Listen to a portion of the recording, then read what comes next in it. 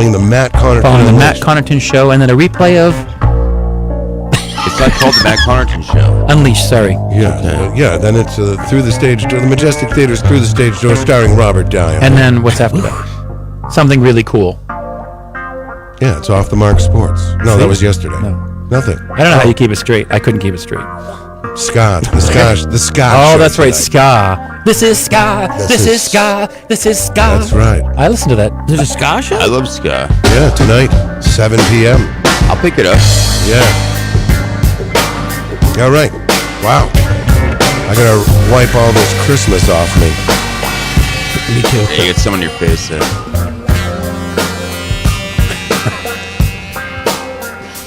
Robbie, Is that whipped cream? Robbie, yo. Thank you. You going to the mall with us later? Sure. All right. What time? I don't know. What time are we going, Kyle? I'll be at Build-A-Bear. You be All my right. bear? Build-A-Bear. Okay. All right. Well, it's only Thursday, right? Feels like a Friday for some reason. All right, I guess that's going to do it for us today. Thanks, everybody. Don't forget, give a shout-out to Kevin, who won a Clemento's pizza today. He's going to go pick that up. Brand new listener, first-time caller. Good stuff.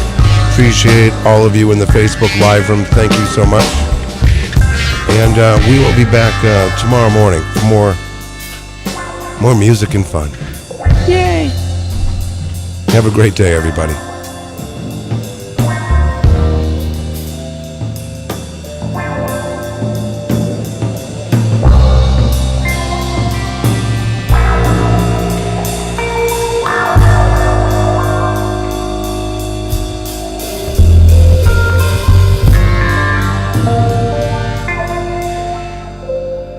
I really wish you all a good Merry Christmas. I really do.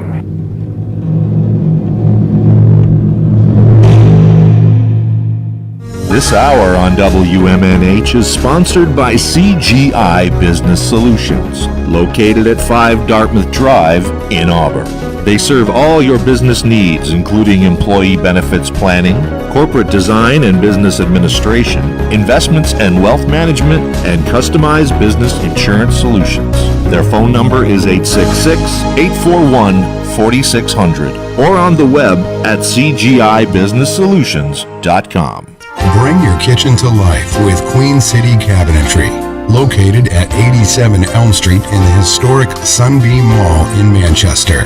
Open Monday through Friday, 9 a.m. to 5:30 p.m. and Saturdays, 10 a.m. to 2 p.m. They can be reached at 603-222-2007 or on the web at queencitycabinetrynh.com. Come see the possibilities. Queen City Cabinetry, another proud sponsor of WMNH. Come on down to the Hop Knot at 1000 Elm Street, Manchester's premier craft beer and gourmet pretzel bar. Tell us more, Trudy. We make our dough fresh every day. We make a variety of styles of pretzels and serve craft beer, cocktails, and a few bottles of wine. We do the traditional pretzel, and we have multiple flavors for that. We also do stuffed pretzels, pretzel sandwiches, 3 dessert pretzels, and pretzel knots. The Hop Knot in the Brady Sullivan Plaza at 1000 Elm Street. Clemento's Pizzeria, family friendly, awesome for a date night. Clemento's Pizzeria. For delivery, call 603-782-8450. Clemento's Pizzeria, the best pizza in town. 1875 South Willow Street in Manchester, New Hampshire. Best cocktails around. Come in as friends and leave as family. You are listening to WMNHLP, Manchester's radio, broadcasting at 95.3 megahertz frequency modulation from the top of 1000 Elm Street. Our studios are located at 1045 Elm Street and licensed to Manchester Public Television Service in Manchester, New Hampshire, USA.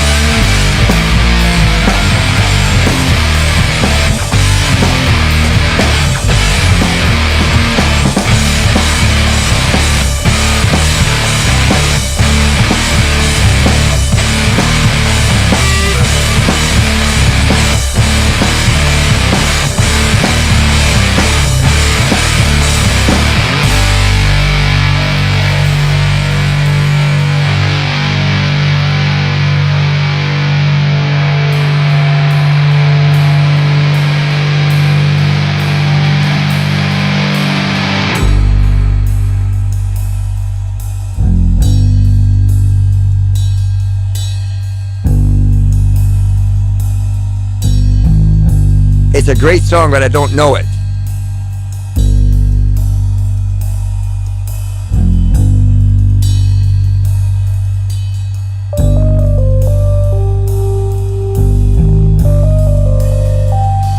Oh, guys.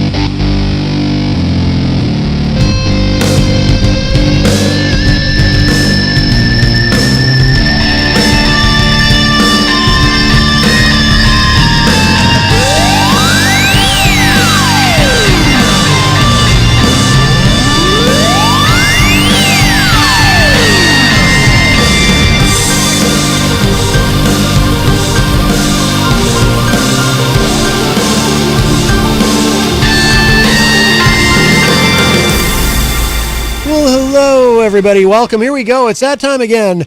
Matt Connerton Unleashed, and we are live from the studios of WMNH 95.3 FM in glorious downtown Manchester, New Hampshire. Also on Comcast 97 if you're in Manchester. And hello to all of our online friends across the nation and around the globe. You can go to my website, mattconnerton.com, for all of your live streaming options, social media links, contact info, show archives, etc., etc. Welcome, everybody. It is Thursday, December 15, 2022. Nice to have you with me. By the way, tonight is trivia night at the Hop Knot, but I don't know if the phone line is still down. I know it was down yesterday, but you might have to, if you want to reserve a spot, and it's probably late in the day to even do that because it's such a popular feature there. But of course, Trivia Night hosted by the great Bill Cini. He also does trivia on the morning shows on Wednesdays, and then Thursday nights he's at the Hop Knot. But I know the phone line was down, so you might have to message them through Facebook or Instagram and reserve your spot that way, and then Kenny will confirm with you, or he will tell you, sorry, these spots are full, but you're welcome to come down and enjoy some delicious gourmet pretzels and partake in the assortment of craft beer. Also, tomorrow night at the Hop Knot, they have live music every Friday night from 7 to 9 p.m., and tomorrow night is Kevin Horan. Kevin also plays in a band called the Stone Road Band, and we've been featuring both some of Kevin's solo material and some of the music from his band this week on the show. But Friday nights, he's in the regular rotation there. He plays there quite a bit, actually, at the Hop Knot. Friday night, he'll be at the Hop Knot doing the solo singer-songwriter thing and doing it well. We'll probably play something from Stone Road Band at the top of the hour, but that was not the Stone Road Band that I opened the show with today. That is the newest single from the band Dust Prophet, and we debuted that on the show a few weeks ago.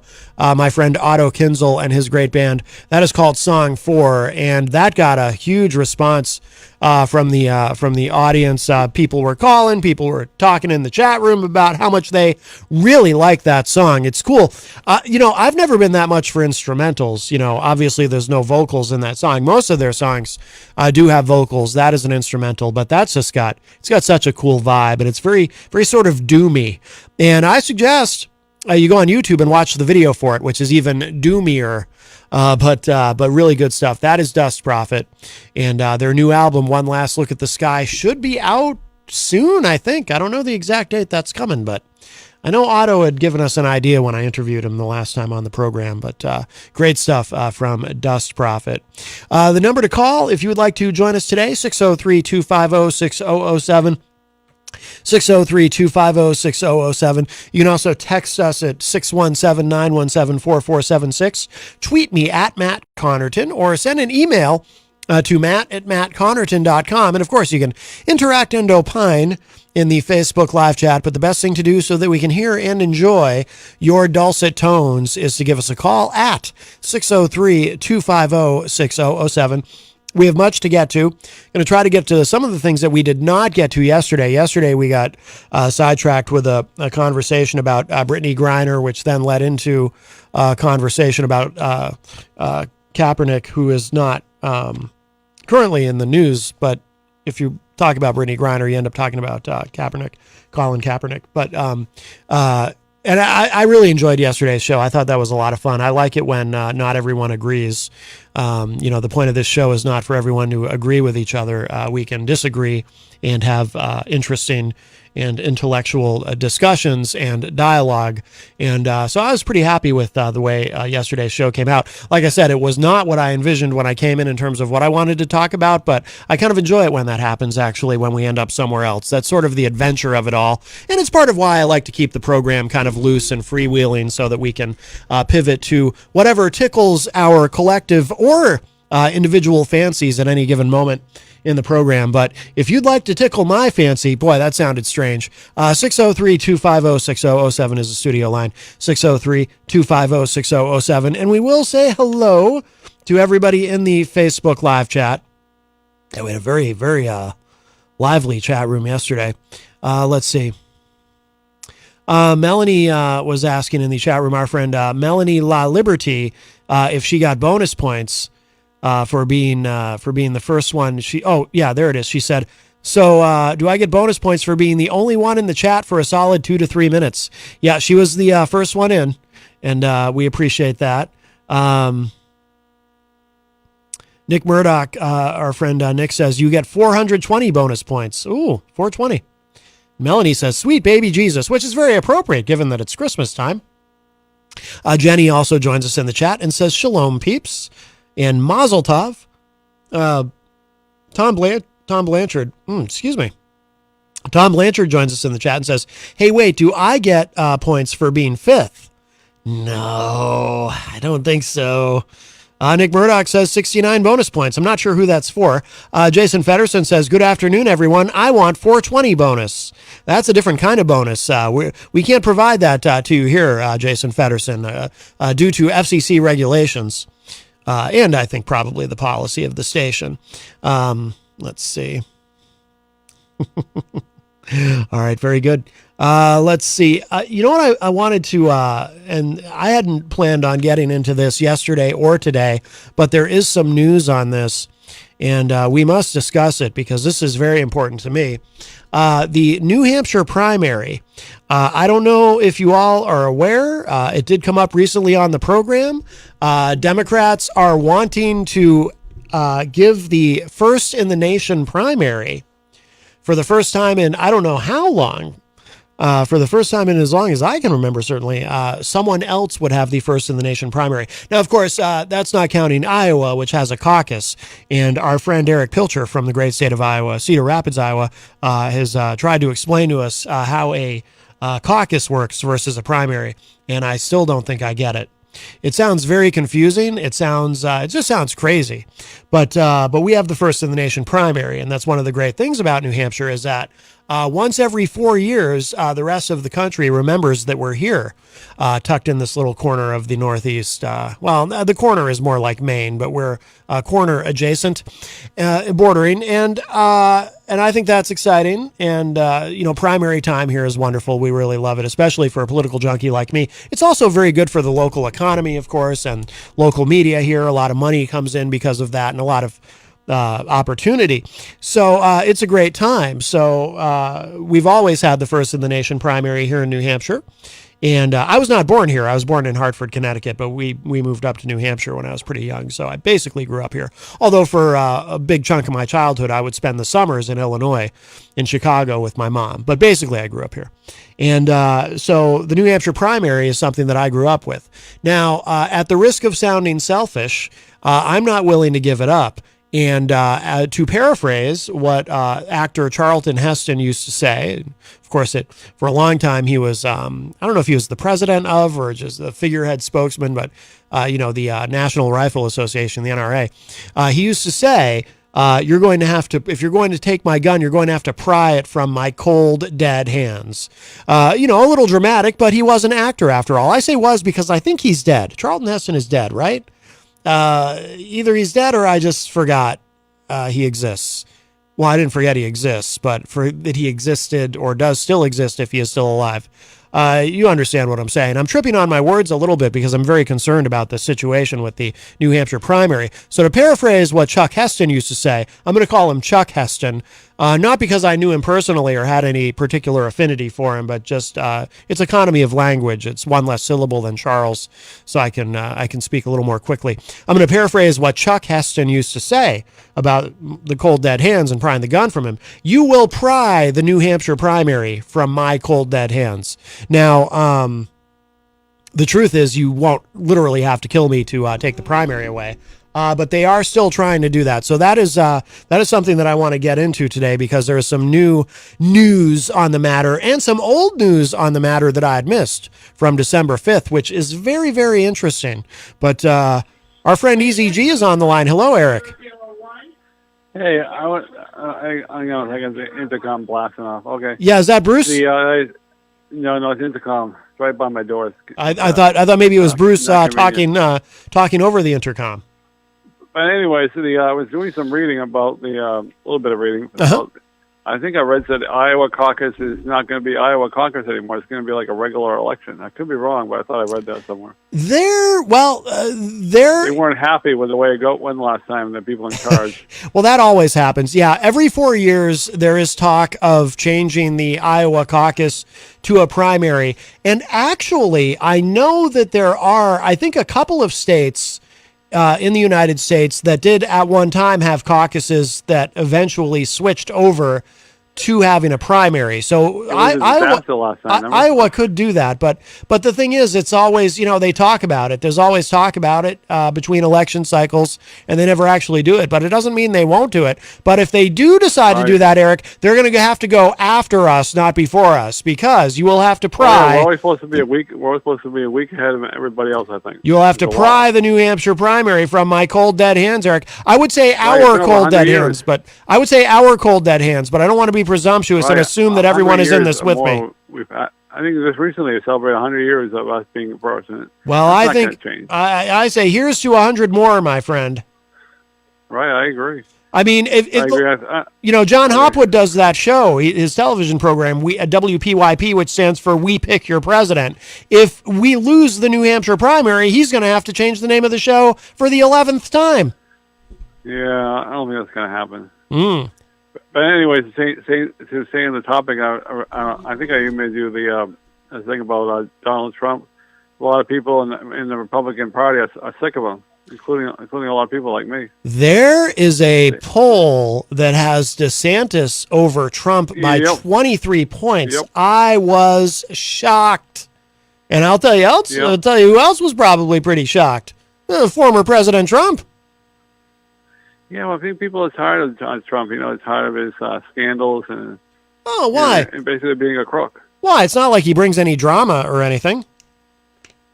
True, but I think a lot of people are sick of him, including me. Yeah. I'm tired of him. I was tired of him. I was tired of him when he came down the escalator. But my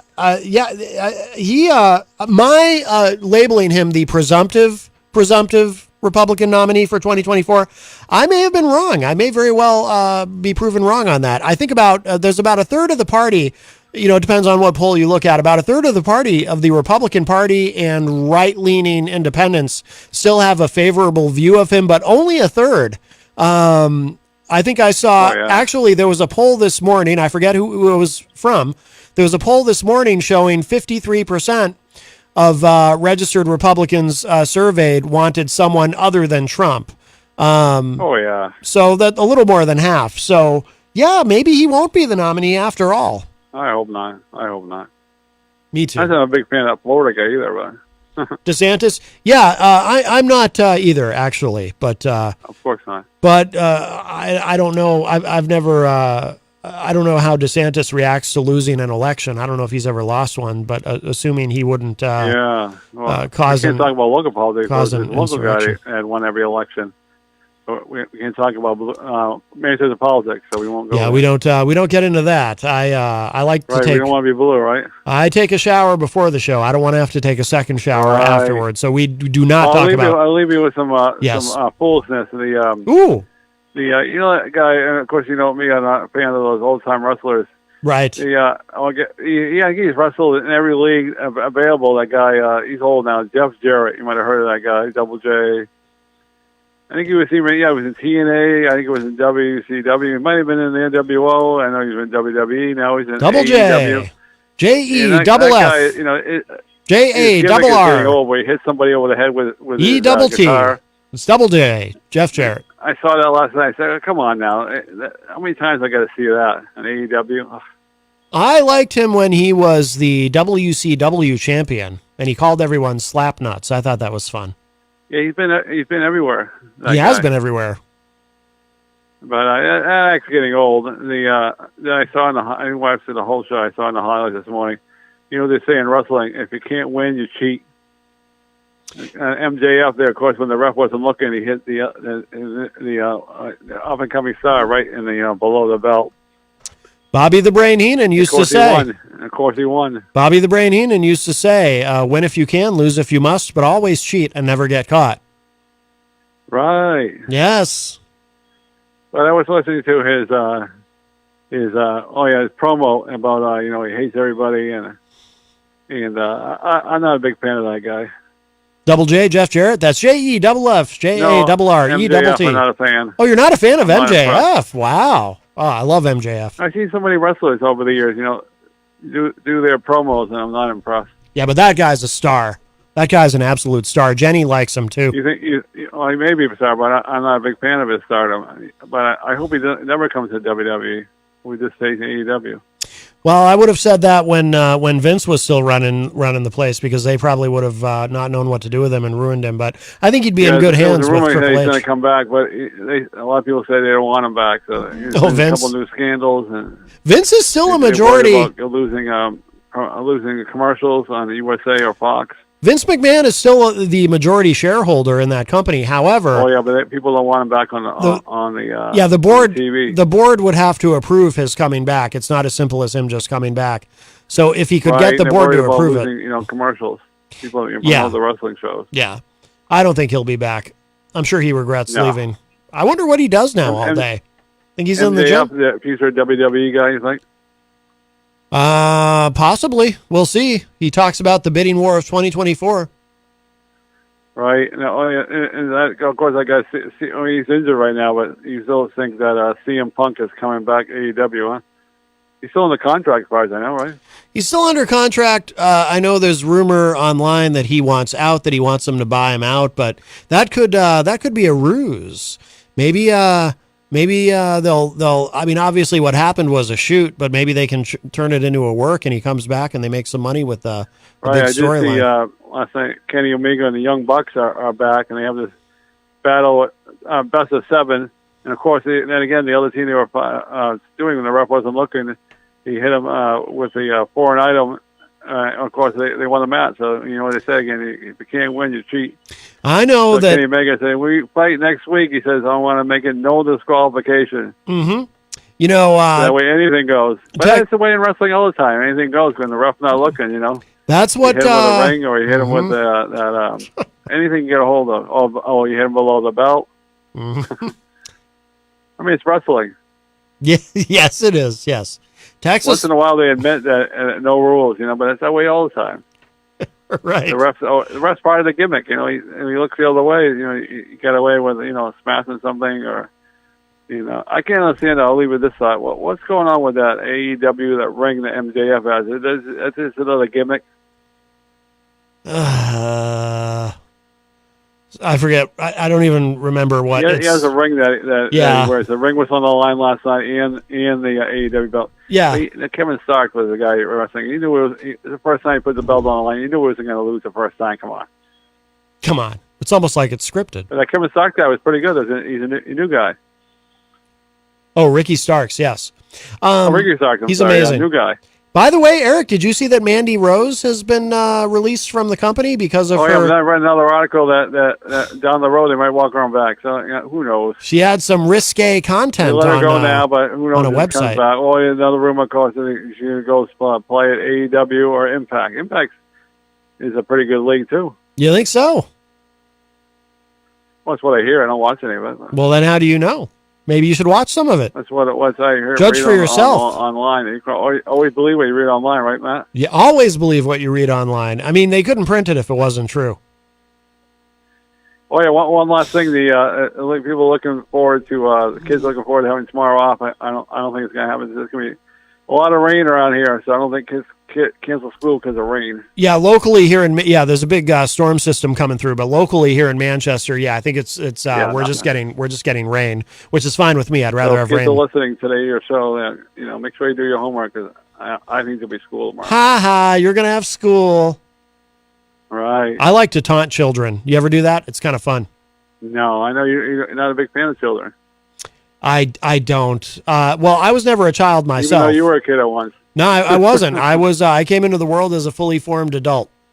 Yeah. It's a medical miracle. All right, enough of my foolishness. I'll let you go. All right, Easy G. Thank you for the call. All right. Boy, you should have known by now. Easy dope. That's our friend Easy G, Eric Gagnon, with a little wrestling talk. 603-250-6007 is the number if you'd like to get in. 603-250-6007. And we do have a call. Hi, welcome to Matt Connerton Unleashed. Who's this? Hi, Matt. This is Hulk Hogan. Wow, the Hulkster. This is amazing. You sound different. No, I'm sorry. I'm calling long distance, brother. I'm touring Europe right now. I didn't think you could even get on an airplane these days after all those back surgeries. How are you, Hulk? Are you taking your vitamins and saying your prayers and hitting the gym? I'm on top of the world, brother. Listen, what's the name of the caller who just called in, brother? That was Easy G, Eric Gagnon. Easy G. Well, you tell Easy G that I will see him next Thursday night at the Palladium, and I am going to tape his mouth shut so he will let other people talk. Oh, my goodness. Wow. Oh, by the way, Hulkster, while you're on the line, I just want you to know I finally showed Jenny your legendary match from WrestleMania 18 versus The Rock. She enjoyed it very much. Oh, yeah. This little macho man there. Yes, even though you lost the match, but you did have a broken rib, and it was terrible when you were attacked afterward by Scott Hall and Kevin Nash. But at least you formed a tag team with The Rock the next night. But I did show her that, and she enjoyed it. That's right. I'm glad she did, brother. Because, I've always said, men cannot live on bread alone. Yes, I remember you. I remember you saying that. Yes, that's you would say say your prayers, take your vitamins, and man cannot live on bread alone, brother. Yes, that's right. And don't forget, Matt, to tune into pay-per-view next Thursday night because I will be at the Palladium to kick Easy G's butt, so he will let other people talk. He loves to hear his own voice, brother. You think so, Hulkster? You think so? Snap into a Slim Jim. All right, very good. A little bit of I think sometimes what happens there with the Hulkster there, Hulk Hogan, is occasionally he'll have a moment where he's channeling my favorite wrestler, Macho Man Randy Savage, and I think he channeled a little bit of Macho Man there with the Slim Jim. Macho Man Randy Savage, my favorite wrestler of all time, by the way. But wow, that was nice to hear from the Hulkster. And a little aggressive, and apparently he's going to be doing bodily harm to our friend EZG Eric Gagnon at the Palladium next Thursday, 1 week from today. Get your tickets now, or you can probably order that on pay-per-view. Or on the Peacock Network. Very exciting, very exciting. Wow. The luminaries really come out for this program, and it's quite wonderful. So thank you, Hulkster. And 603-250-6007 is the number if you'd like to join us. 603-250-6007. Let's see. Nancy Clayton joins us in the Facebook live chat. Hello, Nancy. As well as Crystal, our friend from the great state of Illinois. Nick Murdoch says, I was talking earlier about, I call him Chuck Heston, the actor and NRA and gun enthusiast or fetishist, as John Hopwood would say, although I am pro-Second Amendment. But Nick Murdoch says that Heston went to heck in 2008. Oh, he's been gone a long time then. Okay. You ever see the Michael Moore film, Bowling for Columbine? I have some ambivalence about Michael Moore. Some of his work I like, and some of it, it's like, I have some critiques of him, but there's that moment at the end of Bowling for Columbine where he goes to interview Charlton Heston, and it ends very strangely. But Rocky Huber joins us in the chat and says, I'm trying to get EZG to sell his friends edibles at the old folks home. Help me out. Oh. Well, yeah, you know, maybe you just got to sweeten the deal. Crystal says, the Iowa caucus thing seems too confusing. Yeah, it does. Like I said, our friend Eric Pilcher has explained it, and I still don't understand it. Rocky also said, wow, EZG getting political. Much respect. Yes. Miriam Banish joins us in the Facebook live chat. Hi, Miriam. Melanie said, I was tired of Trump when he was in Home Alone. You know, didn't they remove him from that too during his presidency? If you watch Home Alone on, I don't know, whatever it's on Netflix or whatever, didn't they actually remove his cameo in that? I thought I remember reading that at the time. Crystal says, told you I didn't think Trump may not get the nomination. I have seen people prefer DeSantis over him on a large scale in my feeds. Interesting. Yeah, I may very well turn out to have been wrong when I refer to Trump as the presumptive nominee. Of course, DeSantis hasn't even announced anything yet, and there's been speculation that he may or may not run in 2024. He might bide his time and wait until 2028, wait for Trump to blow over. DeSantis is still young. And in fact, he's younger than I thought he was. He's only 44. But on the other hand, the wind is at his back. He scored a big victory over Charlie Crist in his bid for re-election, did very well in that election. And there seems to be a lot of enthusiasm for him in the Republican Party. So it kind of seems like if he does wait, he might run the risk of missing his moment. He certainly is ascendant in the Republican Party, and he's definitely a legitimate threat to Trump and is emerging as more and more so, it would appear. What does Trump call him? Ron DeSanctimonious. Hopefully Trump can come up with a better nickname. That is something I do appreciate about Trump. I enjoy the nicknames that he comes up with for people. You know, Sleepy Joe, not the most clever, but sort of accurate. Let's see. Melanie says, does a past president get priority on ticket? You mean on the ballot?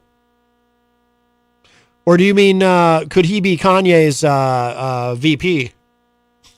Because apparently that was one of the things that came out of that, you know, when Trump decided to have, dine with white supremacists.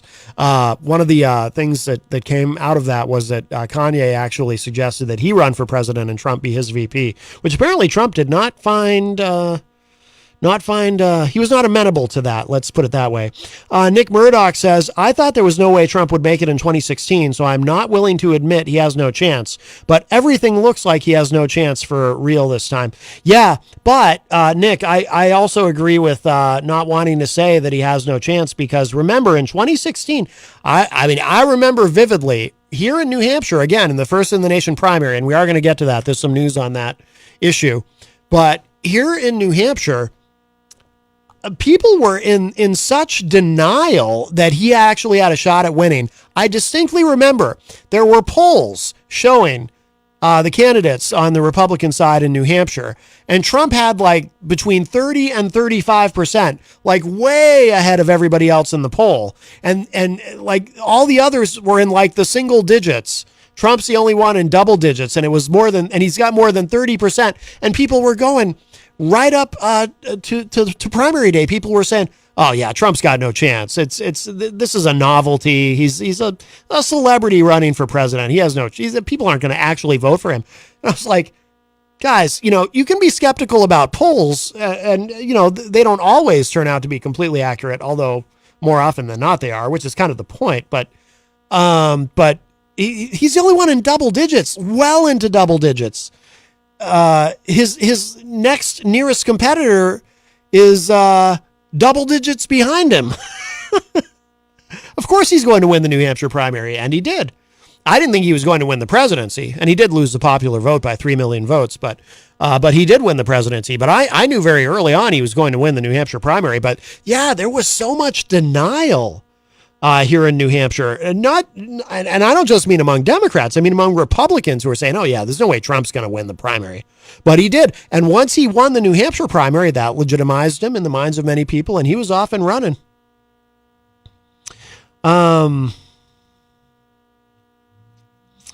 Let's see. Crystal says, from what I have seen, a lot of Republicans do not want Trump to run. Some diehards do not like, some diehards do, but not like before. They like DeSantis, Nikki Haley, and Tulsi Gabbard as possibilities. Seen a few other names mentioned too. Nikki Haley, that's who my dad likes. I'll tell you something I appreciate about Nikki Haley. Former UN ambassador under Trump, of course, and she was the governor of. It wasn't Louisiana. What state was she the governor of? Oh, I'm blanking. It was a southern state. Somebody in the chat room will remember. I forget. Something I appreciated about Nikki Haley. There was a moment when she was UN ambassador where there was some sort of a miscommunication or misunderstanding where I guess not everyone in the administration was on the same page, or maybe they thought they were, but then Trump went out and said something contradictory to what everyone else in the administration thought had been the established policy. That happened a lot. And Larry Kudlow went on one of the news channels and actually threw her under the bus and blamed it on Nikki Haley and said, Nikki Haley, because she had said something at the UN that Trump ended up contradicting. And so Kudlow took an opportunity to throw her under the bus by saying, well, she got Ambassador Haley, she got confused, and she wasn't having it. And she stuck up for herself. And she said, she took to Twitter and she didn't, she subtweeted. She didn't mention Larry Kudlow by name, but she said, I do not get confused about such important matters. And if anyone's miscommunicating, someone miscommunicated to me, but I do not get confused. And I just thought it was cool the way, because it sort of came off like, the old boys club is just going to throw her under the bus, and she wasn't having it. And I appreciated, I just like the way she stuck up for herself, because I like strong women, and she wasn't having Larry Kudlow's nonsense. Where she could have just quietly, taken that. But she didn't. She stuck up for herself, as she should have. I like that. I mean, I probably, she's pretty conservative, I think, so I probably disagree with her on a myriad of issues. But I notice, I don't know, I notice things that probably nobody else even remembers that. What? Larry Kudlow said something about her and she responded, what? But no, it happened. I remember. Let's see. Crystal says, Trump drama burnout. They know he comes with that, and another 4 years is a lot. Yeah, that's true. Scott Robinson joins us in the Facebook live chat. Ooh, Scott loves the Hulkster. He always wants Easy G to talk about the Hulkster. Scott says, ooh, maybe he doesn't love the Hulkster. He referred to him in the chat room as the Huckster. He says, the Huckster is calling in. All my dreams have come true. Scott says, Hulkster, don't threaten Easy or else I'll take you on in the ring. My goodness. Yeah, I don't think we're going to see. It was an empty threat, I think. We won't see Hulk Hogan in a ring again. He's had quite a few back surgeries. He can't possibly, he's too fragile at this point. I mean, for a long time, at one point, he was actually in a wheelchair temporarily, I think. And then he was walking with a cane. He might even still be walking with a cane. He's had a lot of trouble. I've in more than one interview, he's talked about how, Melanie says, have a good night, everyone. Too much wrestling talk.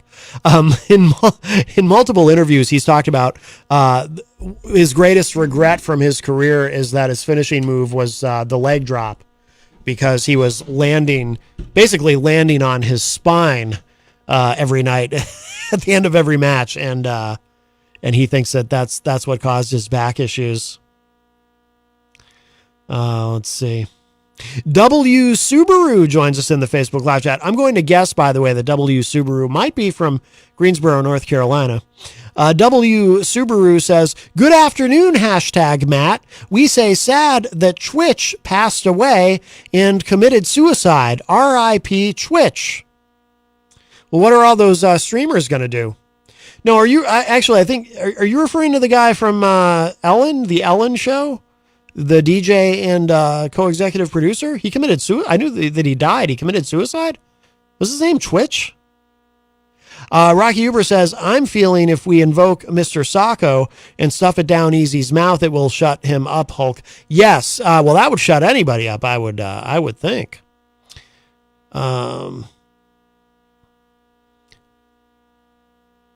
Let's see.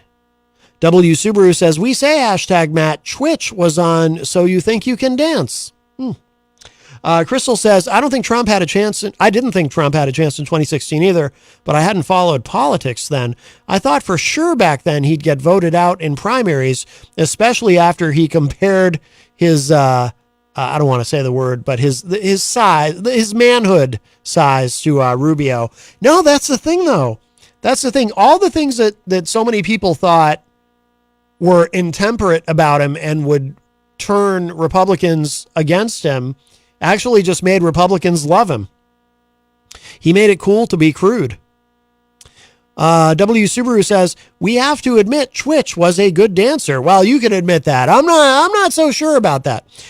Rick Smith joins us in the chat and says, doesn't Trump not drink alcohol? I respect that. I do too. Sure. Yeah, he's, I remember him talking about that in an interview. He had a brother who I think was an alcoholic, and it killed him. And so Trump always said that he would never touch it. And yeah, he's very straight edge, as the young people say. Crystal says, I've heard that also. Oh, he had a brother with a drinking problem, so it affected him. Yeah. W Subaru says, he doesn't do alcohol, we say. Matt, it's W Subaru.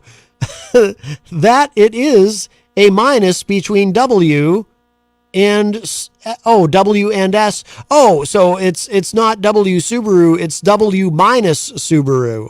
I see. Boy, that's a mouthful. W minus Subaru. I'll just call you W. How's that? Like a former president. 603-250-6007 is the number if you'd like to join us today on the program, 603-250-6007. But getting back to the current state of the New Hampshire primary, as has been put in jeopardy by Democrats looking around for an alternative with South Carolina being a strong contender. Nick Murdoch says, W minus Subaru, you should settle on a name. So Biden, I mean, a lot of this seems to be coming from Biden, or at least it was initially. I mean, granted, talk about having another state go first has been going on for many an election cycle, because one of the things that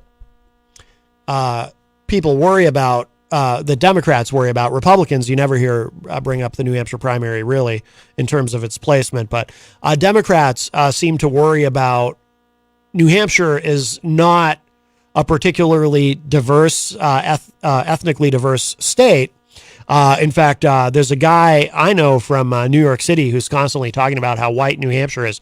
Now, here in Manchester, this is a very diverse community, but it's the largest city in the state. But New Hampshire as a whole, it is a very white place.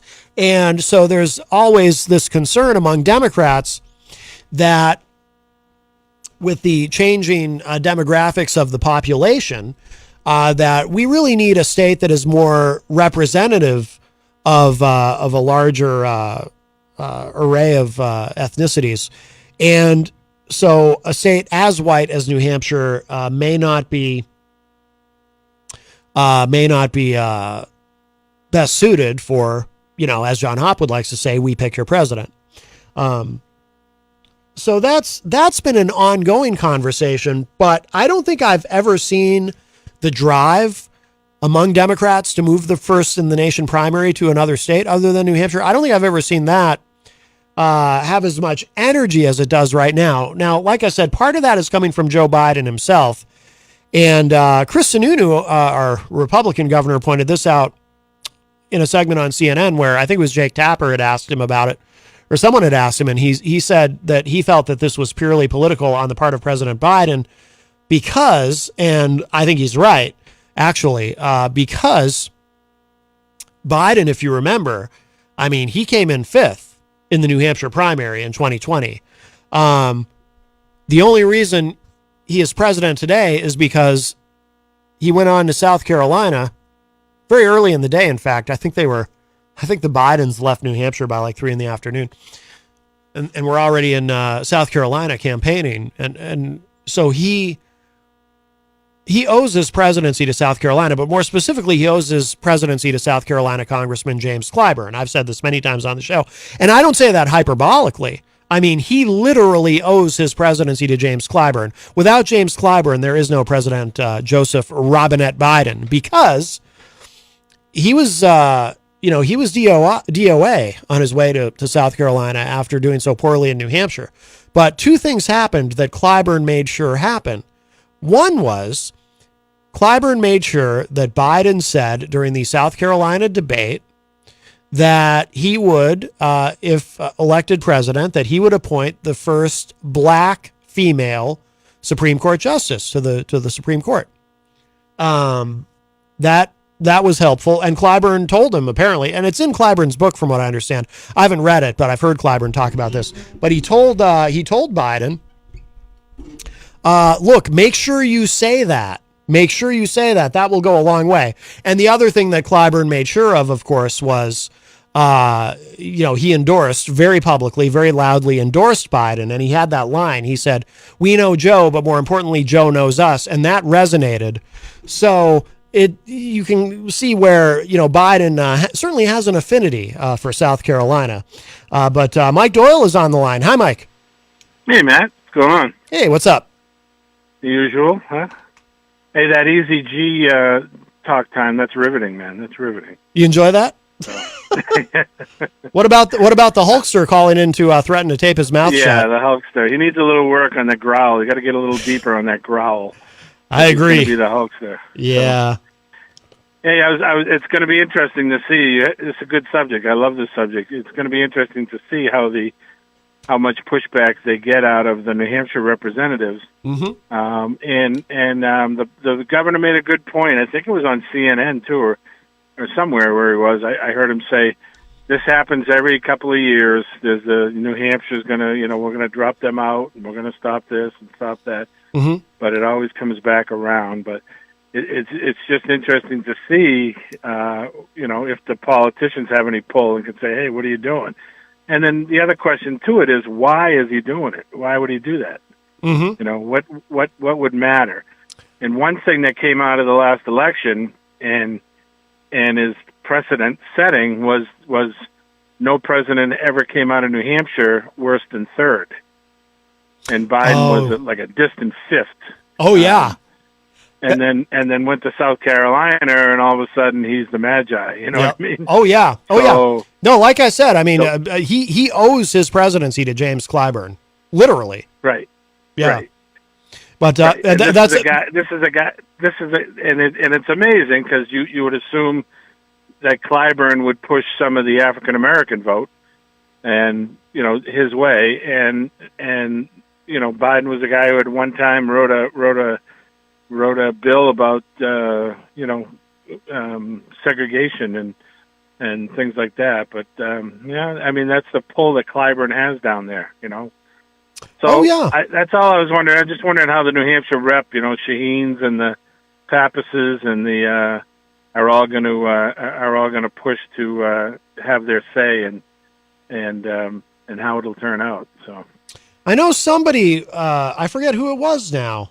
It might have been Shaheen. Somebody spoke up, or maybe it was Hassan. Somebody spoke up and broke with him on that. One of the Democrats publicly said they disapprove of the idea of moving the first primary out of New Hampshire, as they should object to that. I mean, I don't want to lose it. When you started talking about it, I said, we hear this a lot, though. We've heard it before. Yeah. And so, is it just a thing, or is this time now that there was such a difference between New Hampshire, and Biden being distant fifth, and then all of a sudden South Carolina putting him to the top of the ticket?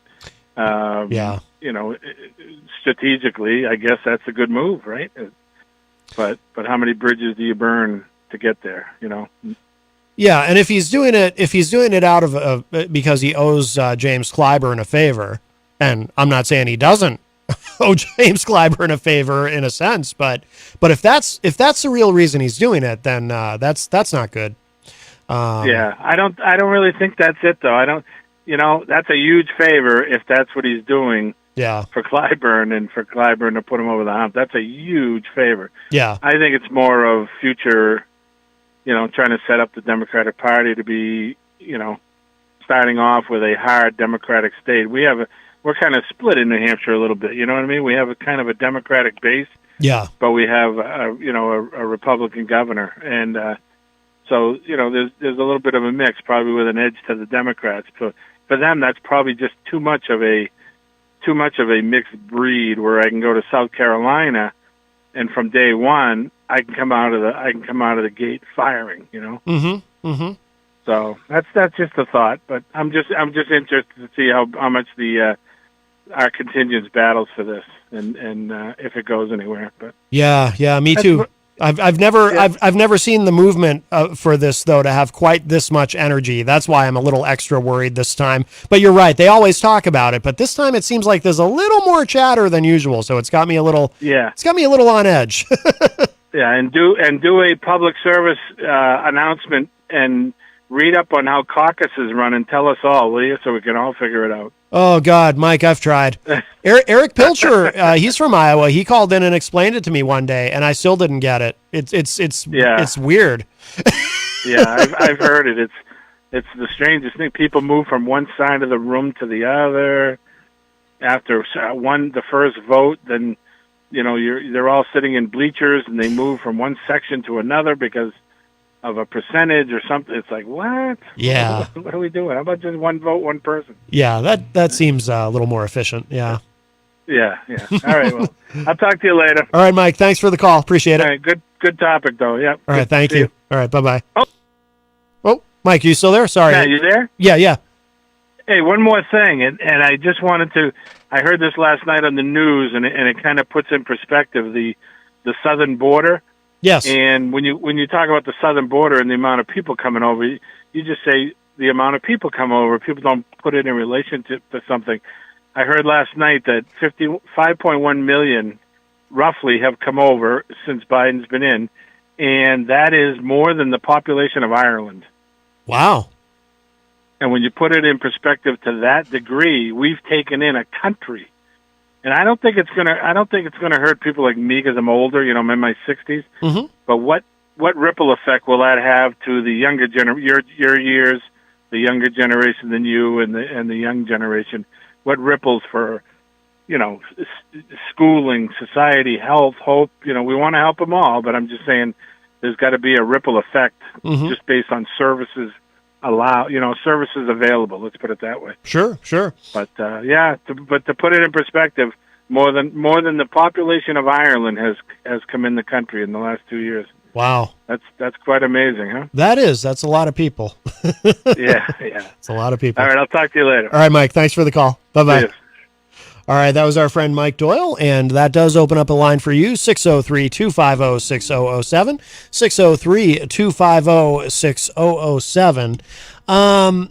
The thing that, actually, let's look at these Facebook comments, and then I've got something that kind of updates us a little bit on what's happening with the primary, but then I've also got something that we haven't talked about yet, because it's not just remember, guys, it's not just the Democrats who have a say in this. The Republicans do too, because it's not like we have a separate Democrat and Republican primary, right? But we'll get to all of that. But let's see. Oh, Crystal says, Matt, what do you think of the commercial New Hampshire progressives put out on Don't Run Biden? I'm aware, hashtag Don't Run Biden. I'm aware of that organization. I've not seen the commercial, though. I'll have to check that out. I haven't seen the actual commercial yet. Mike from Queen City Cabinetry joins us in the Facebook live chat. Queen City Cabinetry in the historic Sunbeam Mall. Hello, Mike. Chris Rose from the Commonwealth of Massachusetts joins us. Crystal says in the chat, Biden called a young voter a lying pony soldier boy or something in the New Hampshire primary. Yeah, that was a very strange moment.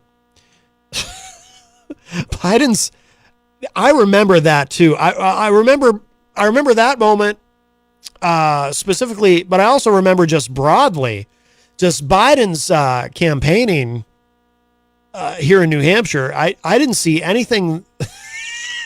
I didn't see anything impressive or competent. It was bad. He deserved to come in fifth here. That was an interesting point too that Mike Doyle had made about how prior to Biden, no president had ever come out of the New Hampshire primary worse than third. Biden was the first. Tom Blanchard says regarding the demography of New Hampshire, it's not as white as you think. The older people are white, younger people are of color. That seems so racist to me. What seems racist to you? It's just weird to separate colored and white people. Why can't we just be people? Oh, I agree. Yeah, it'd be nice if we could just be people and not worry about. Yeah, like I always say, I don't even like to use the word race. I really don't. When we talk about race, I feel like I'm trapped in an episode of Star Trek. Don't get me wrong, I love Star Trek, but in Star Trek you've got the human race, and you've got the Romulan race, and the Klingon race, and the Vulcan race, and the Ferengi race, and this is weird. It's like we're all humans. We're one race. We're the human race. I prefer the word ethnicity. Different talking about different ethnicities, not races. But race is a social construct. Ethnicity is genetic. Race is a social construct. But unfortunately, we say race when we really don't need to.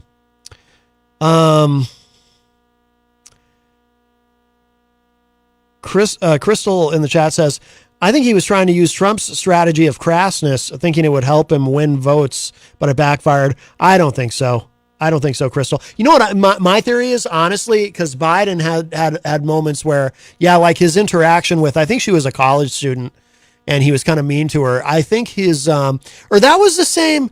I think that might have even been the same event, or it certainly was around the same time where he challenged a guy to a push-up contest and called him fat. Remember that? Biden was having some weird moments. What I think it was I think he was frustrated. He knew his campaign was going poorly. And I think that was just his anger spilling out. By the way, that's not, or frustration might be a better word. That's not excusing it or rationalizing any of it, by the way. I found those moments embarrassing. Well, actually, him challenging a guy to a push-up contest, that Part of me thought it was funny, but I also thought it was not appropriate. You really, politicians, especially professional politicians, generally know that you don't go around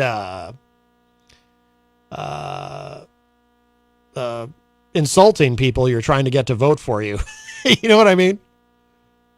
There were some, yeah. Looking back on it, you're bringing back some memories, Crystal. There were some weird moments. There were some weird moments here in New Hampshire with Biden in that primary. He deserved to come in fifth. Rocky Huber says Biden's an embarrassment to this country. I don't agree with that. I mean, I have criticisms of him, but Crystal says I agree. I don't feel that way. I have criticisms of him, but there are also things about him that I do like and appreciate. But I don't want him to run again. I have kind of a unique way of looking at Biden. My thought is, I look at it more like this. I assume this is unique because I haven't heard anyone else anywhere say it quite this way, but this is how I think of him. I appreciated his handling of COVID-19, his consistency on messaging when he came in, and his consistency to getting those vaccines distributed and treating that like it mattered, like it was really important. I thought he really had a much more clear and coherent and cognizant strategy than Trump did, and that's what I was looking for. That was the number one thing that I wanted out of a Biden presidency, was that, and I feel like I got it. On that, I feel he delivered. And so, I'm good. In other words, thank you, Mr. President. Great job on that. I think you are the leader that we needed for the pandemic, which is still going on to some degree, but I don't want to be speaking about it past tense. So I appreciate you, President Biden, for that. Having said that, you just turned 80. You can go now. And again, I try really hard not to be ageist because it's not really about the age, right? I mean, I've met 20-year-olds who sometimes start to mumble when they talk and seem like they're a little incoherent. So, it's not just about his age. I mean, his age does play a role into it, because if you pay attention to him today, whether he's giving a speech or interacting with the media, and then you compare to, say, 10 years ago when he was 70, there is a clear difference. I mean, he's always been gaffe prone, and he's always stumbled on his words a little bit. We only learned a few years ago that he actually has a stutter that he's able to control for the most part. But he definitely, if he was 10 years younger, a 70-year-old Biden, I would have no issue with him running again. Probably even 75-year-old Biden, but 80-year-old Biden, it's Mr. President, again, thank you. Thank you for getting those vaccines distributed. Thank you for your management of the COVID-19 pandemic. Great job.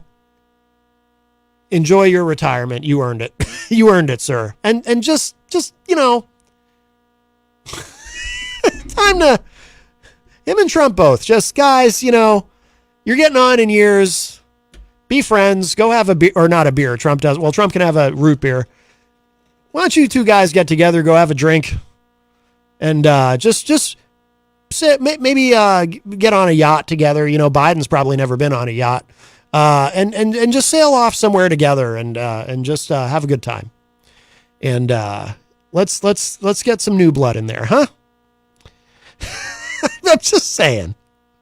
And I'm not trying to be ageist, but sometimes you do need a little youthful energy. Like I always say, how about a young, fresh-faced 65-year-old president? How would that be?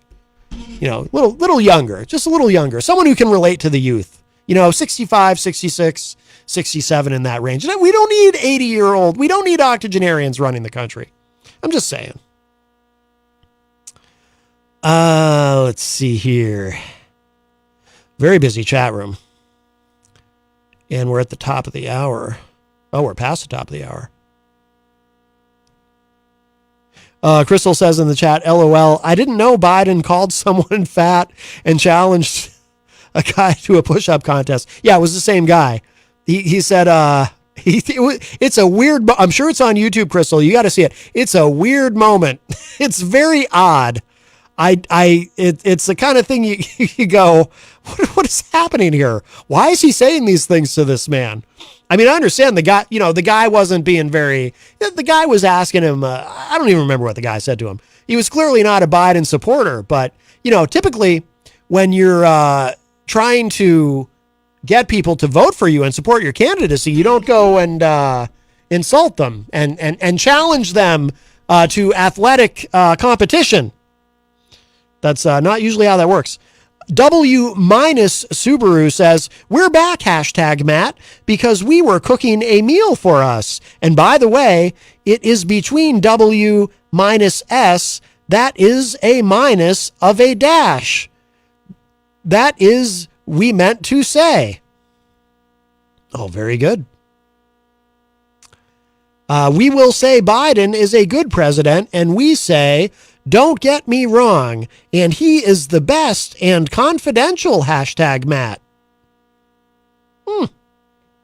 Rocky Huber says, Matt says we should have voted for Biden for his pandemic stance. There's a lot more to the presidency. Maybe he should have headed the CDC, not the nation. There is a lot more to the presidency, and it's a mixed bag to me. I mean, there's things about the Biden presidency in a macro sense that I don't like, and there's things that I do. I mean, if I had it to do over again, I still would have supported him. Let's see. I guess we're caught up there. We should get to a break.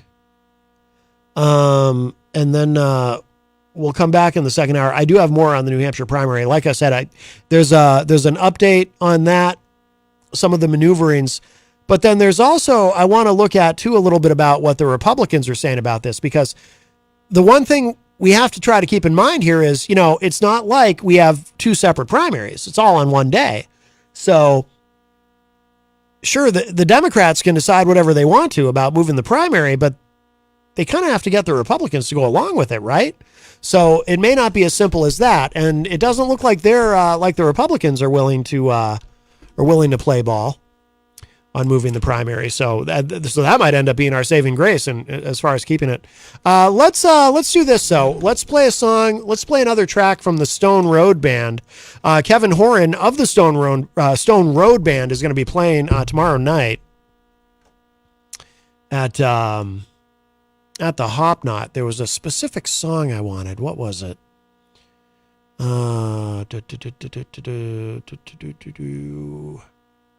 Oh, now I can't find it. Well, that's frustrating. We'll go with this one, actually. I haven't played this one recently, Friend of the Fire. We'll go with this. Friend of the Fire from the Stone Road Band. Let's give this a listen, and then we will show some love to our amazing sponsors, and then we'll be back with hour number 2, numero dos, of Matt Connerton Unleashed, coming right up. Don't go away. Stick around. Plenty more to come.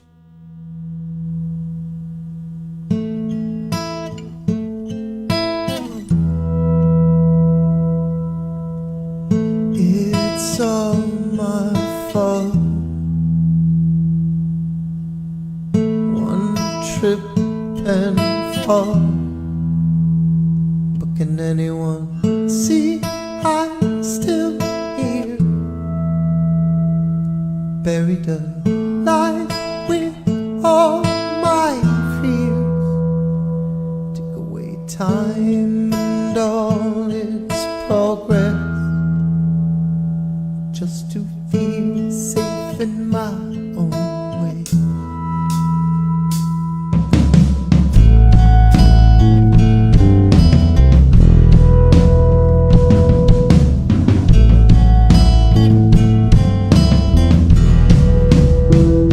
Skipping like a stone across this water. Time's left to burn, but it keeps getting harder. Can anyone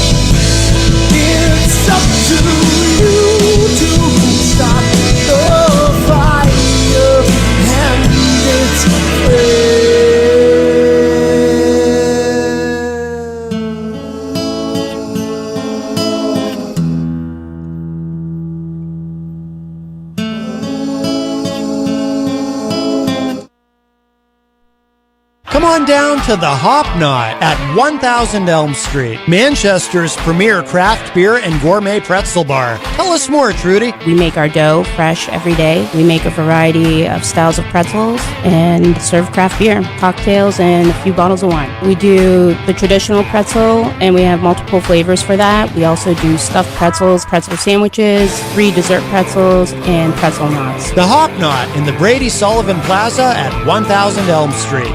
Bring your kitchen to life with Queen City Cabinetry, located at 87 Elm Street in the historic Sunbeam Mall in Manchester. Open Monday through Friday, 9 a.m. to 5:30 p.m. and Saturdays, 10 a.m. to 2 p.m. They can be reached at 603-222-2007 or on the web at queencitycabinetrynh.com. Come see the possibilities. Queen City Cabinetry, another proud sponsor of WMNH. Clemento's Pizzeria, family friendly, awesome for a date night. Clemento's Pizzeria. For delivery, call 603-782-8450. Clemento's Pizzeria, the best pizza in town. 1875 South Willow Street in Manchester, New Hampshire. Best cocktails around. Come in as friends and leave as family. This hour on WMNH is sponsored by CGI Business Solutions, located at 5 Dartmouth Drive in Auburn. They serve all your business needs, including employee benefits planning, corporate design and business administration, investments and wealth management, and customized business insurance solutions. Their phone number is 866-841-4600 or on the web at cgibusinesssolutions.com. WMNH, rip the knob off.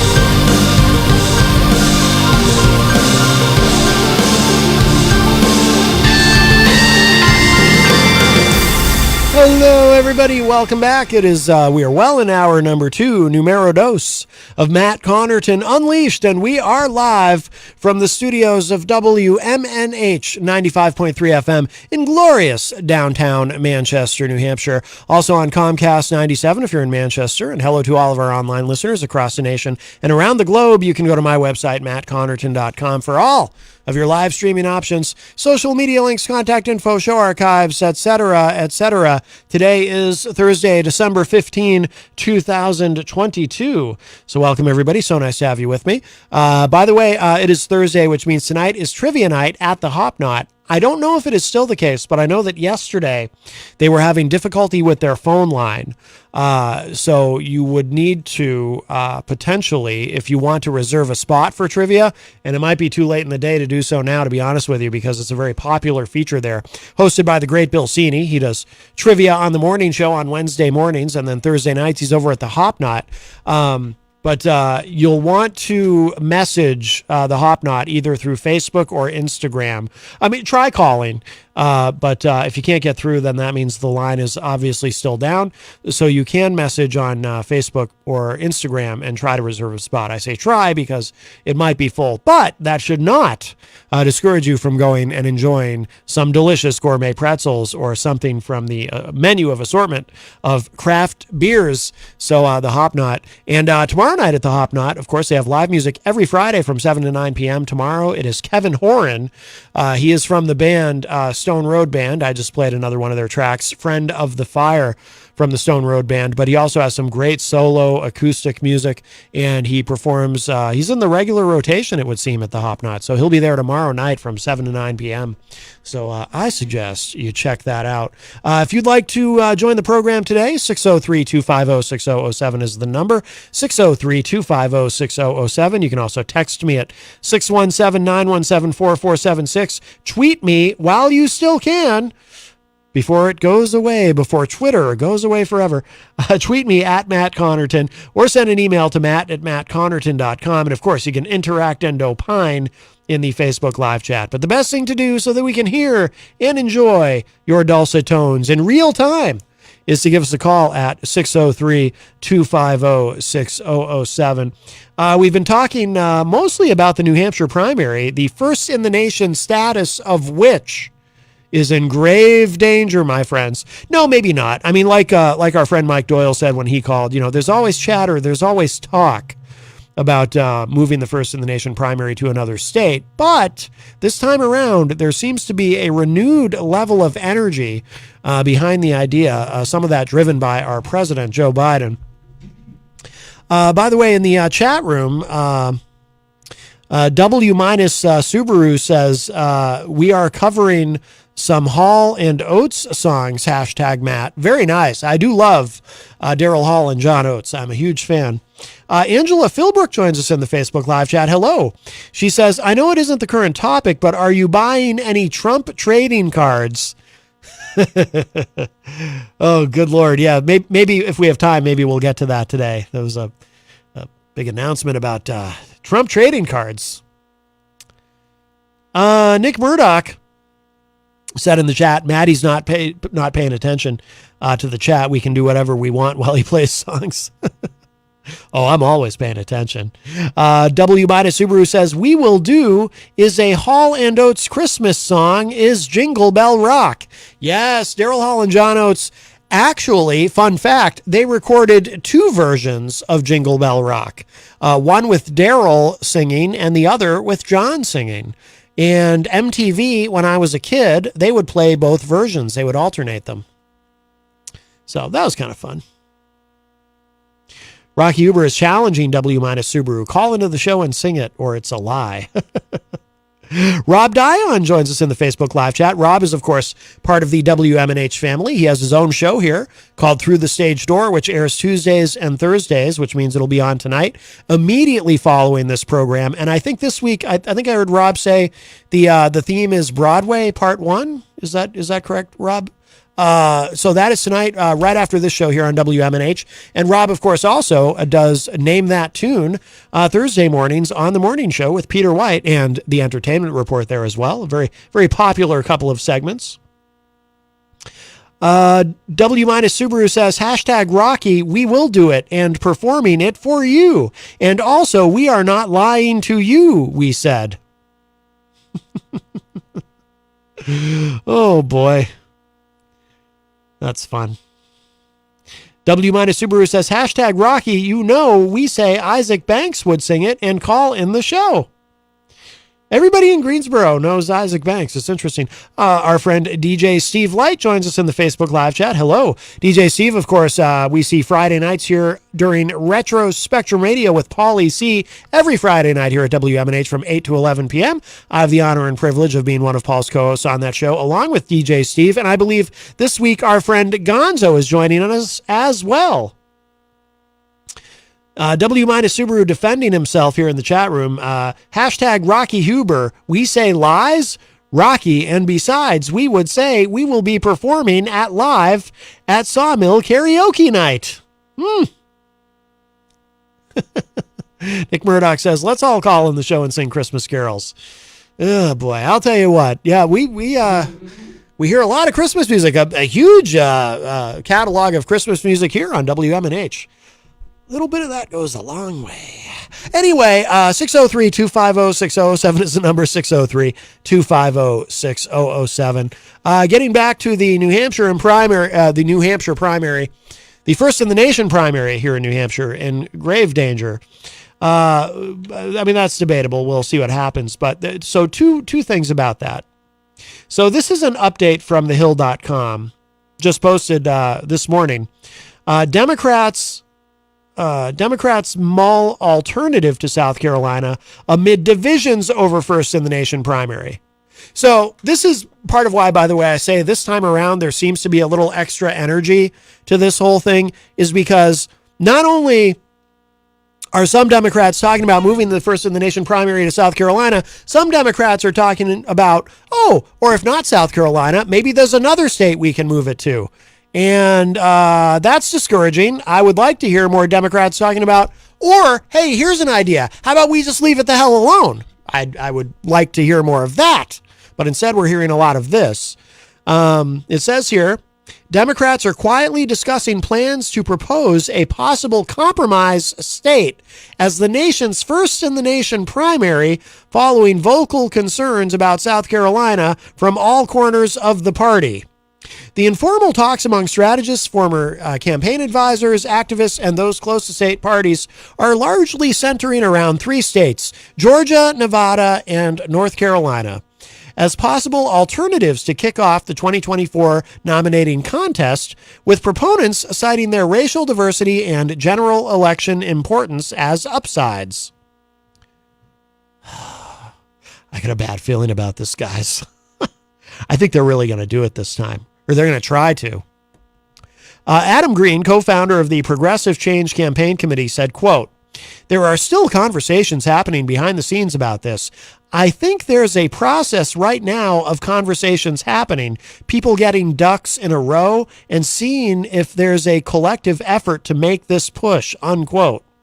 When President Biden put his thumb on the scale for South Carolina, the place he won handily in 2020 that supercharged his ascent to the nomination, it rankled Democrats who saw him as having politically motivated tunnel vision about the next presidential election. It's not that Democrats don't like his choice, but many see more viable options that check the same boxes and offer more benefits, and are now finding themselves in uncomfortable opposition to the administration. You see why, though, I'm concerned as we read this article from thehill.com. Notice what this article seems to be saying. Well, Biden wants to move the primary to South Carolina, but then you've got these other Democrats who have concerns about maybe that's not the right state to move it to. What's missing from all of this? The Democrats who are saying, other than the Democrats from New Hampshire, of course, the Democrats who are saying, hey, how about we leave it the way it is? You see why I'm a little concerned. It says here, Green said, quote, "The White House put a lot of people in a difficult situation because nobody wants to be fighting the White House on this thing. The obvious move is for people to say together that it should be a diverse state that is competitive in the general election like Nevada, Georgia, and North Carolina, and let the White House choose which one they want to go first," unquote. Over the past few days, the trio of alternatives have taken on new consideration as calls for another choice intensify. Those 3 states have been discussed among Democrats who want to maximize the party's chances of winning against the eventual Republican nominee in 2024, regardless of who's on the ticket on their own side. Democratic strategist Mark Burns said, quote, "A lot more pushback than I expected for the 2024 primary Joe Biden protection plan," unquote, noting the swiftness of the criticism after Biden sent a letter to the DNC earlier this month. Georgia, in particular, is top of mind for Democrats eager to find a suitable swap for South Carolina, and Senator Raphael Warnock, Democrat of Georgia, his success in last week's runoff has allowed for those voices to be heard with fresh interest. Biden won Georgia narrowly while running for president, and now, for the second consecutive cycle, the state has sent Democratic candidates to the Senate, indicating that they can be more effective in their quest to turn the state from purple to blue. I don't know. You barely got it from red to purple. I wouldn't, we'll see. Quote, "Georgia, I think, makes a lot of sense because now it is a major swing state and reliably Democratic in the last couple cycles," unquote, said one former campaign worker who advised a presidential candidate in 2020. The large population of black voters also helps those in favor of the state make their case. In Biden's letter to the DNC, whose Rules and Bylaws Committee recently voted in favor of South Carolina, Biden emphasized the significance of that crucial constituency having more of a say in shaping the electoral process. Those who want Georgia say that state is appealing for the same reason Biden mentioned, and note that prominent figures like former Democratic gubernatorial nominee Stacey Abrams and other voting rights activists have already put in the organizational muscle to make it competitive long term. On top of that, Georgia doesn't have the baggage that many say South Carolina will have after Biden pushed it to the front of the line.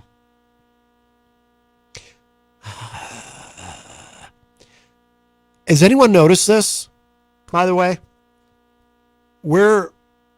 There's a few paragraphs left here to this article. And what two words have not even shown up in this article about the First in the Nation primary? At least I don't remember seeing them. There's two words, proper nouns, New and Hampshire. Like, this article is written as though this is a foregone conclusion, that we've already lost it. I don't even want to read the rest of this article. Let's, now we might have some hope if you are like me and want to keep the First in the Nation primary. We might have some hope from the Republicans, because now this is not new. This is from December 5th, but I hadn't seen it. But I've wondered about this because, as I mentioned earlier in the show, and if you're just joining us, we're talking about the prospect of losing the First in the Nation primary status here in New Hampshire. As I mentioned earlier in the show, it's not as simple as, well, you know, the Democrats get to just say we're moving the primary. You've got another party who has to cooperate with you to do that, right? Because we don't have separate primaries. Is there a state, by the way, that does? I feel like there's at least one state in the country that actually does have separate primaries, but I might be wrong about that. But we don't. You know, primary day is primary day, and you get a Democrat ballot or a Republican ballot. You don't have separate primaries on separate days. So don't the Republicans have to go along with this if they try to move it? Also, too, we have a law here in New Hampshire that we go first, but it's it's not as though that's binding with the rest of the country, right? That's a New Hampshire law. It really doesn't mean anything in that sense. It's like you don't get to say, well, we have a law that we get to go first. You know, the DNC doesn't care what the New Hampshire law says. Crystal says in the chat, is this a new kind of gerrymandering to change the New Hampshire primary since it did not go in Biden's favor last time? That's an interesting way to look at it, Crystal. Yeah, that's a good point. I wouldn't have thought to use that term, gerrymandering. I mean, not literally, obviously, but a new kind of gerrymandering. Yeah, in a sense, that you're right. That's a good insight. W minus Subaru says, #Matt, you know W stands for is Wraith. We used to watch the 1980s movie The Wraith, starring Charlie Sheen and Randy Quaid. Never seen it. Okay, so this is from NewHampshireBulletin.com. And again, this is from back on the 5th. Republicans say no to DNC primary demands. It says here, New Hampshire Republican leaders said they will not comply with demands a key Democratic National Committee panel outlined Friday as a condition of allowing the state to go second in the next Democratic presidential primary. Republican leaders said New Hampshire will preserve its long-held tradition of holding the nation's first presidential primary, even if that defies the calendar approved by the DNC Rules and Bylaws Committee Friday. See, this is where it gets sticky, right? The Democrats can try to do whatever they want, but they actually need Republicans to go along with this. So this is what might save us and keep in our primary, our first in the nation status. It's funny for me to say that because I'm a left-leaning guy, but in this case, I'm like, yeah, the Republicans might really help us out here. Republican leaders. Oh, I'm sorry, I read that already. Where are we here? Okay, that means the state would hold an outlaw primary in the eyes of the DNC and face consequences like losing its delegates to the Democratic National Convention. Republicans, who control the New Hampshire House, Senate, and governor's office, said changing state law was out of the question. By the way, so for people not in New Hampshire who don't know this about the makeup of New Hampshire politically, so we have a Republican governor, a moderate Republican governor, and our state legislature and state Senate and everything is all controlled by Republicans. but our congressional delegation to Congress, our senators and congressmen are all Democrats. So basically we have Democrats representing us federally, but we have Republicans representing us statewide. Governor Sununu said in a statement, quote, New Hampshire will not be blackmailed by Joe Biden and his political hacks in the Democratic Party, unquote. According to the schedule recommended Friday, South Carolina would vote first on February 3rd, followed by New Hampshire and Nevada February 6th. Georgia would vote on February 13 and Michigan on February 27. The schedule has to be approved by the full DNC when it meets next in early 2023. In order to secure that second place slot, the DNC panel recommended New Hampshire lawmakers would have to overhaul state voting laws by February 1st. That would include repealing its 1975 law that requires the state to schedule its primary 7 days earlier than any other state. And by the way, a quick side note, if you grew up here, if you've noticed, it seems like over time our primary has gotten earlier and earlier and earlier. I think at one time it was in March, now it's in January. That's because there's been a pattern here. When other states in the past have tried to go before us, they move their primaries up. So we say, well, screw you. We're going to move ours up. And that's what our state law says. We have to be first by 7 days. And again, that's only for primaries. That doesn't include the Iowa caucus. The Iowa caucus is actually first. So in that sense, we're second. But as far as primaries, we're first. The state would have to expand access to early voting, according to the DNC panel. Republican leaders would have to signal their willingness to make those changes in a letter due January 5, 2023. Oh, that's coming right up. If they don't, the DNC would not endorse a New Hampshire primary scheduled before March 5, 2024. Other early states would be required to adjust state laws to secure their spot in the lineup too, including Nevada and Georgia. This whole thing is going to be too hard to do. Just leave it alone. Leave it the way it is. This is all going to be very complicated for everybody. Just leave it the way it is. That's what I say. Senate Majority Leader Jeb Bradley, a Wolfboro Republican, echoed Sununu's rejection of the DNC's terms. He said he would not write such a letter, nor did he believe any Republican would. Quote, I don't think there's anybody in the legislature, Republican or Democrat, that's going to want to repeal that law or change our first-in-the-nation status, unquote, he said in an interview. Both Democrats and Republicans have been adamant about preserving the state's number one spot. Bradley said he expects a robust Republican primary, but that the change proposed by the DNC panel is of concern. He said, quote, if the Democrats are going to do what they're threatening to do, it undermines the primary. Of course, I worry about it, unquote. Responding to the DNC's request, House Majority Leader Jason Osborne had a short statement, quote, yes, I have a letter for the DNC. Looking forward to sending it, unquote, he said. He did not elaborate. While there's no state mechanism for holding separate primaries for Democrats and Republicans, it's up to each party to determine how it selects its nominee, according to Anna Brown, Executive Director of Citizens Count, a nonprofit policy analysis organization. Brown said, quote, and again, we're getting into the weeds, but it's a sticky thing. If everyone's not going to go along with it, how can they do it? Okay, quote, this is a weird relationship between state government, state parties, and the national parties. So New Hampshire can go ahead and hold a primary if it wants to, but the national party doesn't have to acknowledge that and consider how New Hampshire voters voted when they choose who their ultimate nominee is going to be, unquote. Other political observers say the DNC could take additional steps to deter candidates from filing in New Hampshire, such as barring them from the debate stage or withdrawing financial support. And we have a call. Hi, welcome to Matt Connerton Unleashed. Who's this? Hi, it's Kevin. Hey, Kevin. How you doing? Good. This this whole primary thing really infuriates me. It goes beyond the whole political thing. To me, it's an economic thing too.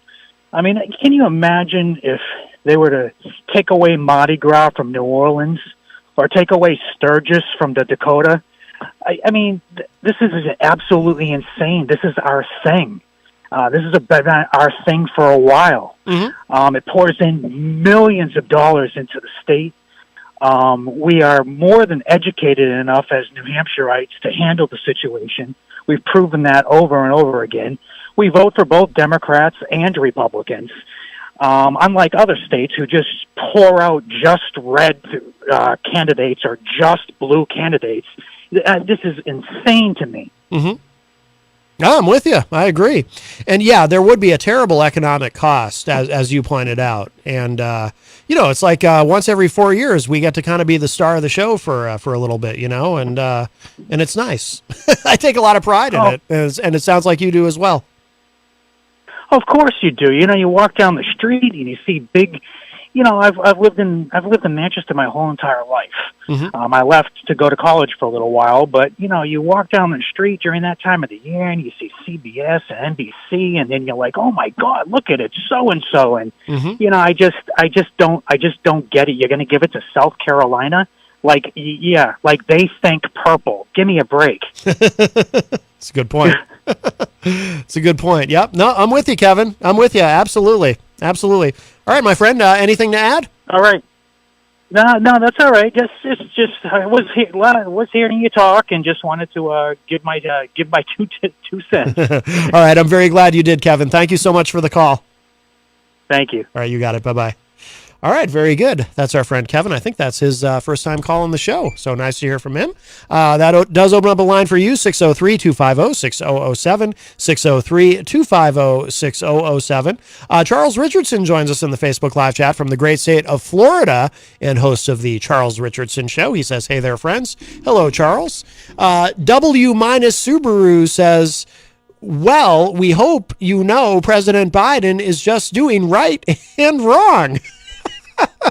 All right. A little conflicted message there from W-Subaru in the Facebook Live chat. So we will keep an eye on this going forward. But like I said, it's changing the New Hampshire primary, or changing the first in the nation primary, changing the schedule. It's much more complicated than the DNC just deciding, South Carolina's going to go first or Georgia's going to go first or whomever. It's not that simple. You have to get buy-in from the Republicans, unless you're going to have two separate primaries, which would be logistically, I think, very challenging.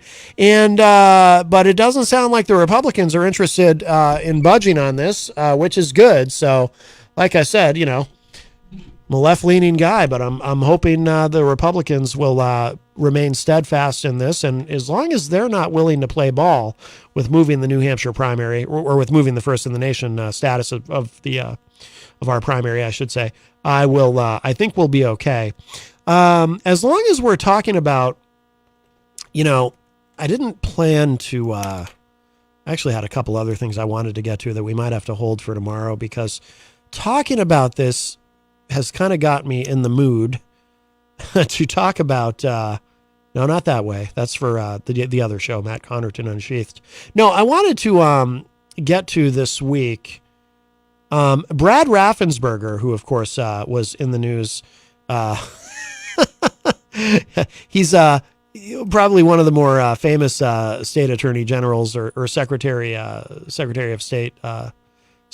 of state in the country, because he was a part of one of the most infamous phone calls ever in the history of politics, where Trump was trying to get him to find however many votes, 108,000 votes or whatever. We've all heard the call. Raffensperger is saying that he wants to get rid of runoff elections in Georgia. And it's interesting to me because actually, we have a story here from The Hill.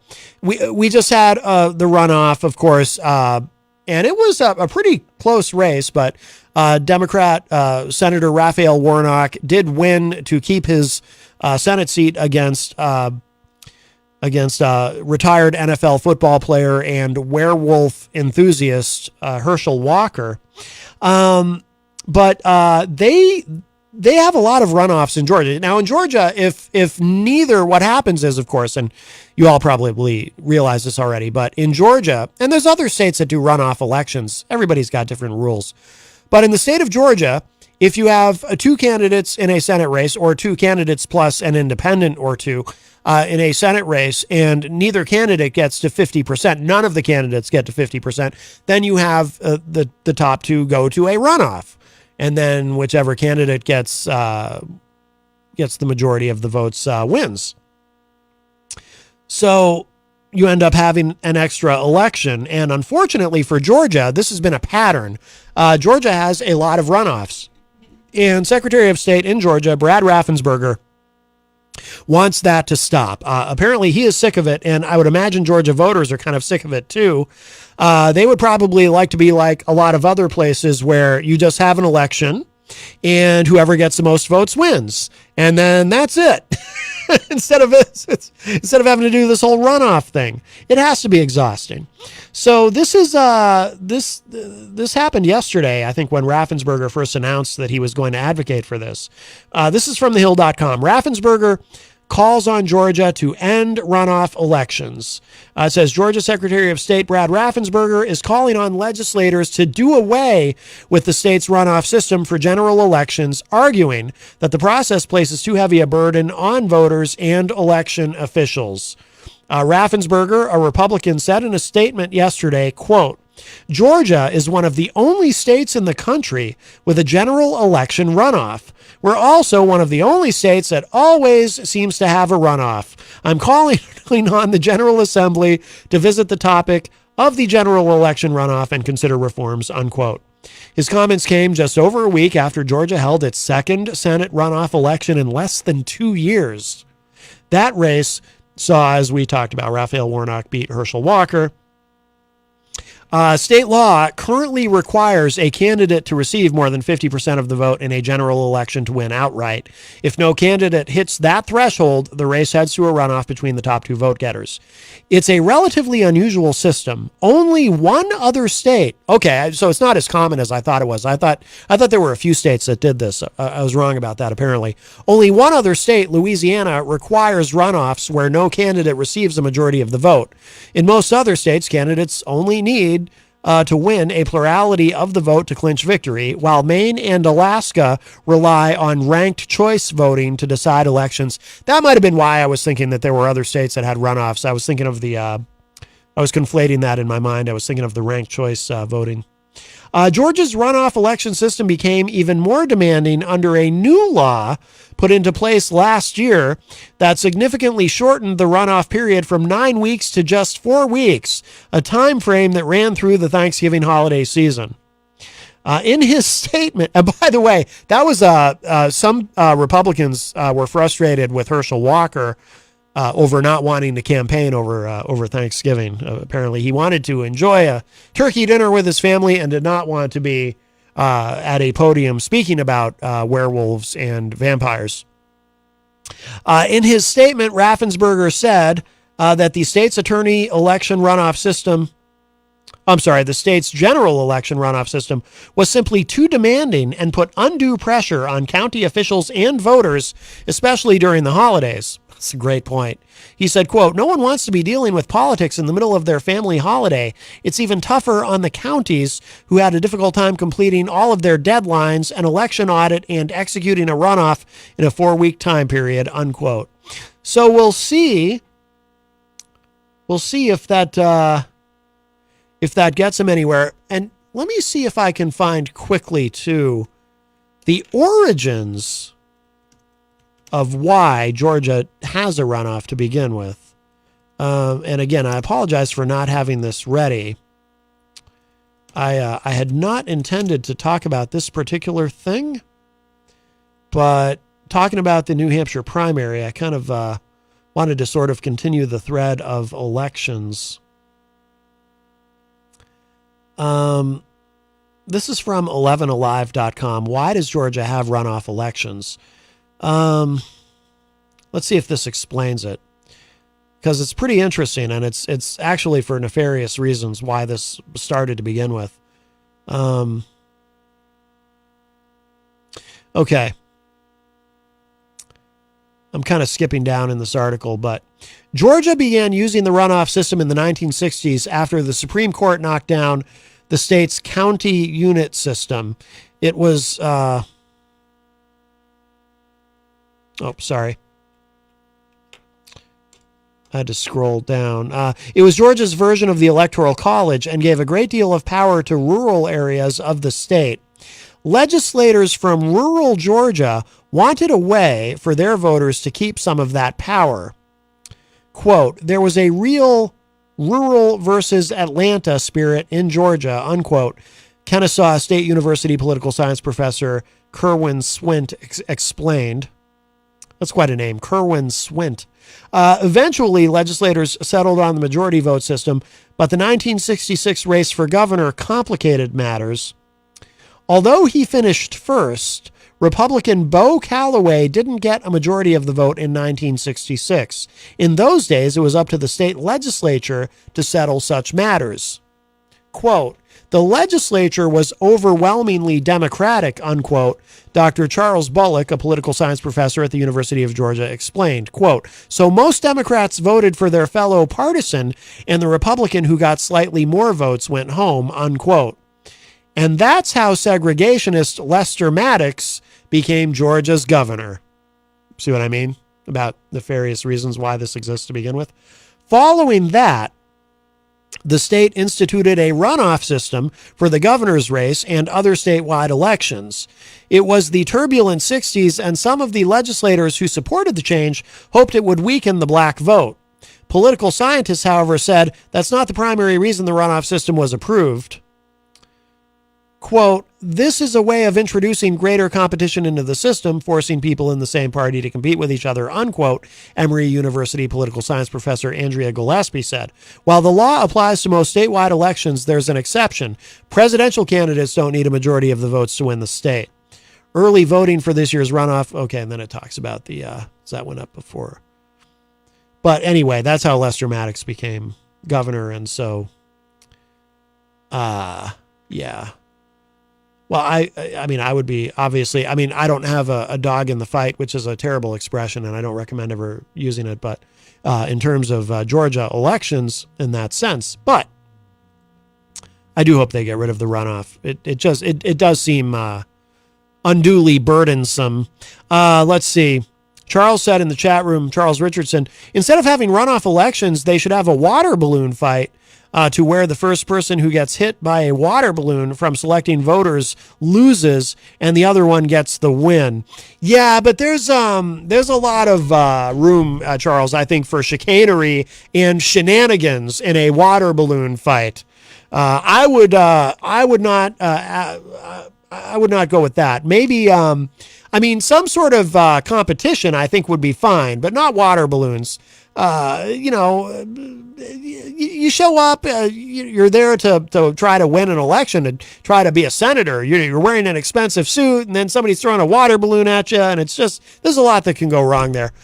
Crystal in the chat says, I would think it would be unnecessarily expensive to have those runoff elections when other states don't have them at all, and unfair to the rest of the nation to have to wait for their results that affect us all. Oh, yeah. That's why they would never be able to do a runoff for the presidential election. That just wouldn't work.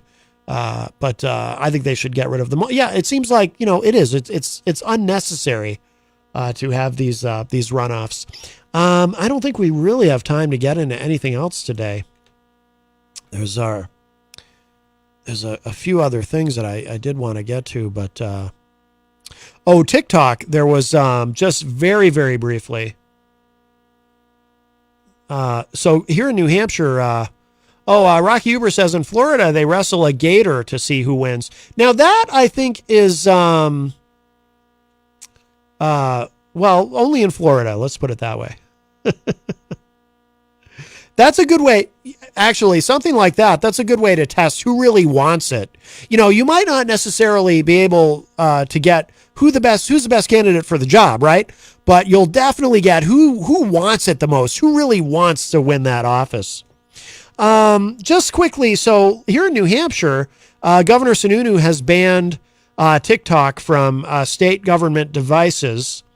And there's also legislation to ban this is from The Guardian. Senate votes. The United States Senate has voted to ban TikTok on U.S. government-owned devices. Now, we should, just to be clear, for anyone who's worried about, about their TikTok videos, all this does, this is actually a relatively minor thing. All it does is if you're using if you have a government cell phone, maybe you work for the government and you have a government issued cell phone or something like that, you can't be using TikTok on your phone or your computer, your government computer. It's only government devices, so it's not as though TikTok is being banned. We're probably a long way from something like that happening, but there is a legitimate concern. Even Christopher Wray, head of the FBI, has been expressing a real concern about the Chinese government being able to use TikTok to gather information, even control people's phones. And you can see how that would be a concern if you're talking about somebody's government phone, if somebody works for the government. And what if somebody works for the government in a particularly sensitive area and maybe there's foreign policy matters involved, and all of a sudden the Chinese government using the TikTok app can actually get access to all the information on that phone. So again, we don't have time to get into it any deeper here today, and this will be an ongoing story, of course. There's movement on that. But we are out of time, my friends. So I think what we should do is probably finish out today's show with a little bit more from the Stone Road Band. But thank you all, of course. Remember, if you're listening live on Thursday, Through the Stage Door, hosted by the great Rob Dion, is coming up next, immediately following this program. And if you missed any part of today's show, it will be up in just a little bit at WMNHradio.org. And at my website, mattconnerton.com. Don't forget Trivia Night tonight at the Hop Knot. And that's going to do it for me for now. I will talk to y'all a little bit later. Bye, everybody.